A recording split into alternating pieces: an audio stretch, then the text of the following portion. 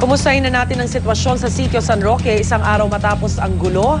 Nakatutok doon ang kasama nating si Ivan Mayrina. Ivan.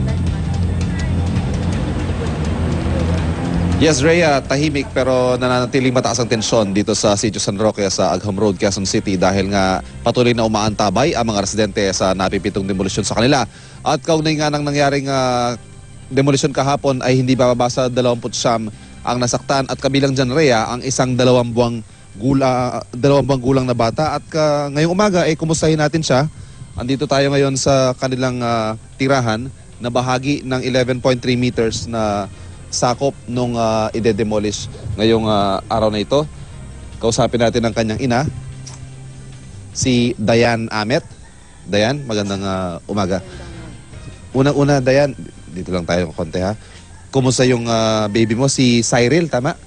Okay naman po siya, kaso ang sabi po ng doktora, susubaybayan pa namin kung yung ano niya nangyari nga kahapon kasi pag ano daw, balik na lang daw. Oo.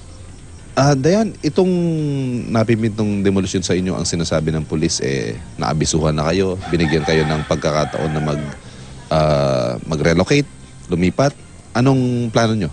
Hindi po kasi yung mga good census lang po yung bibigyan nila ng relokasyon. Wala, dati na po kami doon sa Montalban. Bumalik lang po kami rito kasi wala talagang paghanap buhayan doon, sir. So pumunta kayo sa relocation pero hindi talaga umubra kaya bumalik kayo dito? Wala po talagang mapagkitaan doon. Ilan po yung pinapagatas namin, 4 po yan. At ganyan ang sitwasyon ng karamihan sa inyo dito? Ganito po. Ngayon naman, maraming salamat Dayan at sana okay na si Cyril, ano? Tulad nga na nabanggit ni Dayan, ay marami sa mga taga rito pinili na yung relokasyon at in fact, pumunta na doon sa paglilipatan sa kanila. Pero dahil nga sa wala silang ikanabubuhay sa kanilang pinaglipatan, ay napipilitan din silang bumalik. Ngayon naman, kausapin natin si Ginoong Jenny Espacio. Siya ang presidente ng Anak Pawis dito sa Sitio San Roque. Magandang umaga sa iyo, Jenny. Magandang umaga. Jenny, eto na. Mukhang itutuloy-tuloy na itong demolition at posibleng hanggang Biyernes daw hanggat mapaalis kayo lahat dito. Anong balak ng mga residente rito?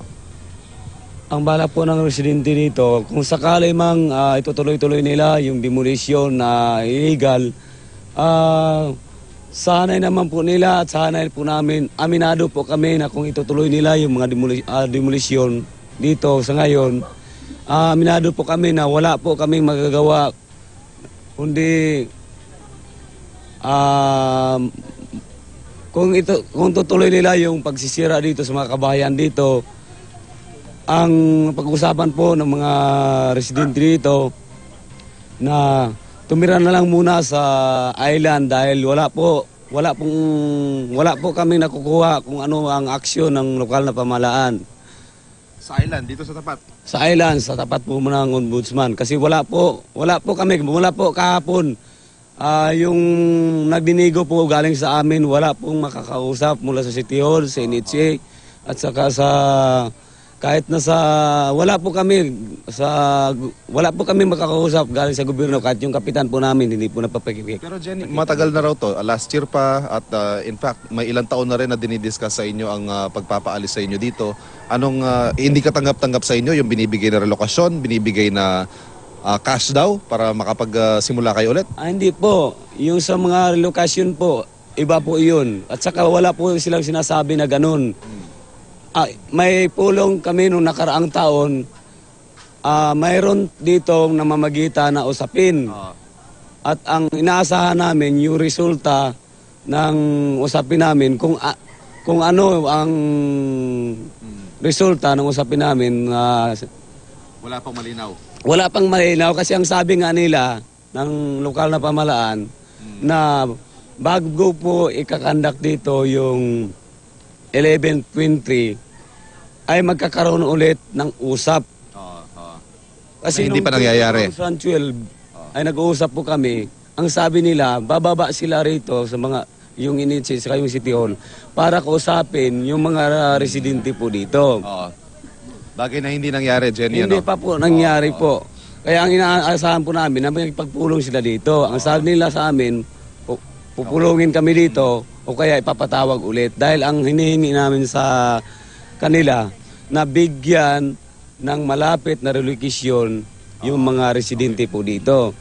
Jenny, maraming salamat. Sa ngayon po ay nakikita natin itong ilang mga residente rito nagtayo na muna ng mga tent dito sa kanilang nagsisilbing basketball court at inaasahan nga niya tutuloy ngayon. At Jenny, sa tingin mo ba papalag pa ba kayo o talagang hahayaan nyo na lamang na may sagawa itong demolition at mananatili na lamang kayo dito sa island?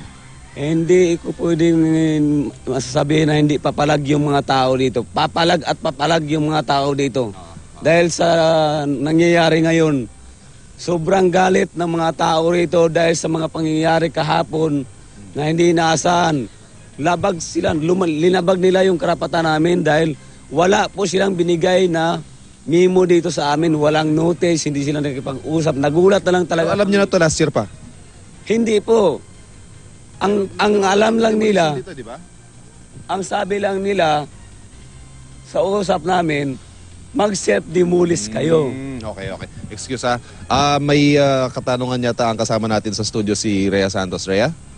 Alright, Ivan. So, ang magiging stance ng mga kababayan natin dyan, talaga kung magpapatuloy itong demolisyon, tuloy-tuloy din tayong makakita ng karahasan dahil may mga nadadamay ng mga babae, mga bata, sanggol. Ganun pa rin ang kanilang stance, Ivan?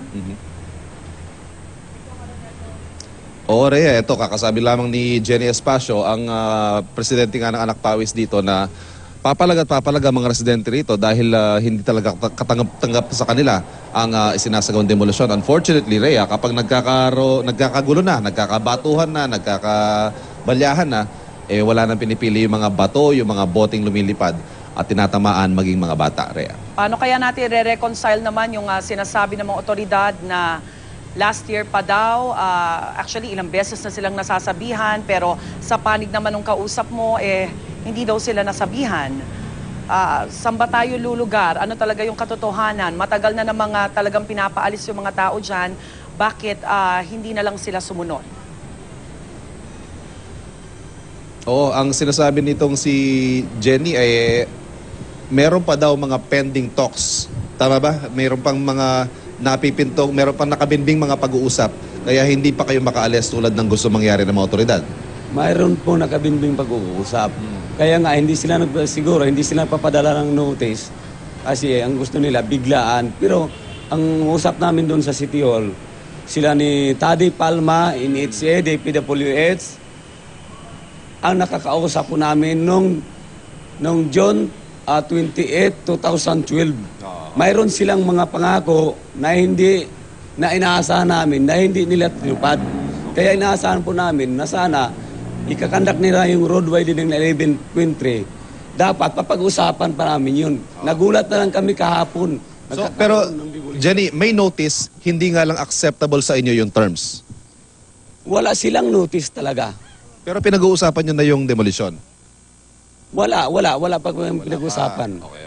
So Rhea, ayan mismo narinig natin, mukhang may kanya-kanyang version ng istorya. Pero ang malinaw ngayon, may sinasabing ipapatupad na order itong mga otoridad at may pinaninindigan din na posisyon itong mga residente. Kaya patuloy na lamang nating antabayanan ang mga magiging pangyayari dito sa Sitio San Roque umaga, Rhea. Alright, maraming salamat. Ivan Mayrina.